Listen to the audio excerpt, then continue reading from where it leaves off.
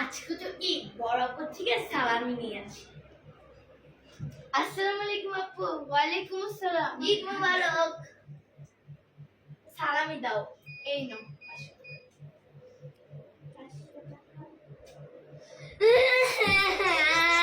আমি তোমার থেকে 1000 টাকা চাইছি, তুমি আমার 500 টাকা দিছো কেন? 500 টাকা নিলে রে, না নিলে যাইগা। টাকা দিছি রে। আমি আম্মুর কাছে যে পিজ্জা দিতেছি।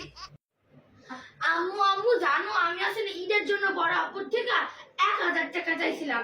হ্যাঁ, এখন আসলে আমার 500 টাকা দিছে, কইছে 500 টাকা নিলে না নিলে বাসায় চলে যা। এখন তুমি তোমার বড় মায়ের কিছু কইবা না? আমি আমার বড় মেয়ের কি কমু?